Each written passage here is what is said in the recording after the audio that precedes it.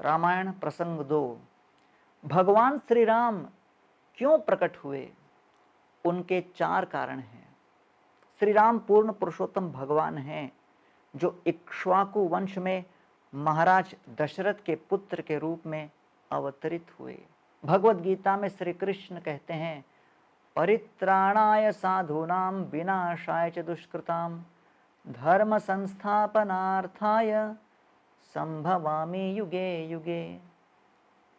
साधुओं की रक्षा तथा दुष्टों का विनाश करने तथा धर्म की स्थापना करने के लिए मैं प्रत्येक युग में अवतरित होता हूं। भगवान राम इन 4 कारणों से त्रेता युग में प्रकट हुए। प्रथम, लंका के आसुरी राजा रावण का वध करने के लिए।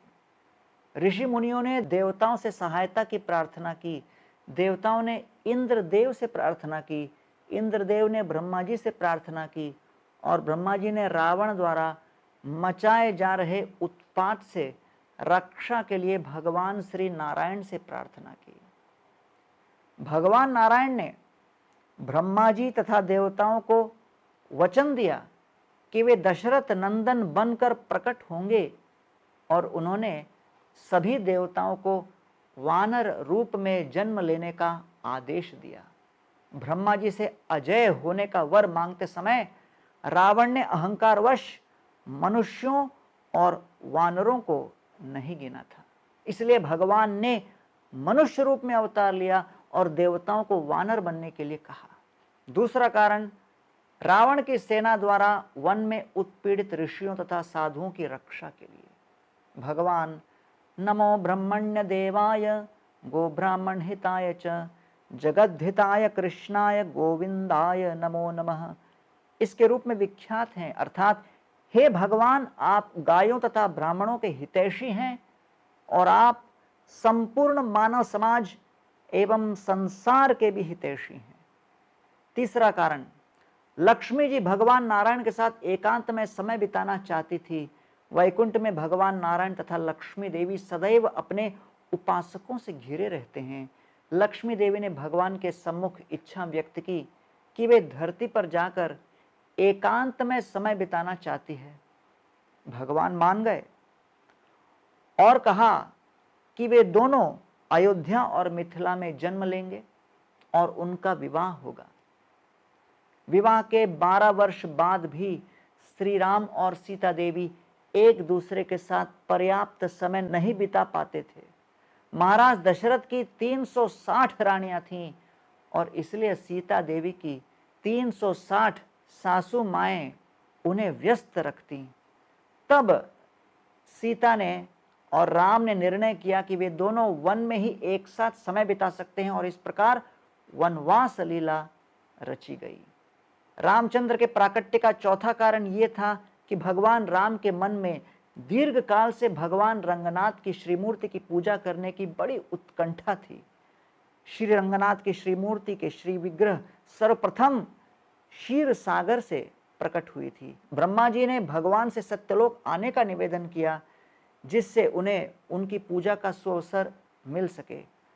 तब महाराज इक्ष्वाकु के निवेदन पर श्री रंगनाथ अयोध्या में अवतरित हो गए। इक्ष्वाकु वंश में प्रत्येक राजा ने दीर्घ काल तक श्री रंगनाथ की पूजा सेवा की और दशरथ महाराज ने 60,000 वर्ष उनकी सेवा की, किंतु फिर भी श्री रंगनाथ तृप्त नहीं हुए। उन्होंने सोचा, मेरी प्रतिष्ठा एवं महिमा के अनुसार किसी ने भी मेरी पूजा नहीं की है। अंततः श्री रंगनाथ ने विचार किया, अपनी पूजा करने के लिए मुझे स्वयं अवतरित होना होगा, अन्यथा कोई दूसरा ये कार्य नहीं कर सकेगा। रावण वध के पश्चात जब विभीषण श्री राम के राज तिलक समारोह में भाग लेने के लिए अयोध्या आए, उस समय श्री राम ने उन्हें श्री रंगनाथ के विग्रह भेंट स्वरूप दिए। वायु मार्ग द्वारा श्री विग्रह को अयोध्या से लंका ले जाते समय विभीषण 9 दिनों का उत्सव मनाने के लिए श्रीरंगम में ठहरे। उत्सव के पश्चात विभीषण ने पुनः श्री विग्रह को उठाने का प्रयास किया, परंतु श्री रंगनाथ जाने के लिए तैयार नहीं थे। वे श्रीरंगम के चारों ओर बह रही सुंदर नदी एवं उपवनों से आकर्षित हो गए थे। चोल राजा धर्मवर्मा ने श्रीरंगनाथ से उनके राज्य में निवास करने का निवेदन किया और विभीषण से याचना की कि वे जब भी चाहें श्रीरंगम आकर भगवान रंगनाथ की पूजा कर सकते हैं। जब विभीषण ने भगवान रंगनाथ से उनकी राय पूछी तो भगवान श्रीरंगम में रहने के लिए राजी हो गए, किंतु उन्होंने एक शर्त रखी कि वे अपने भक्त विभीषण को प्रसन्न करने के लिए दक्षिण की ओर मुख करेंगे।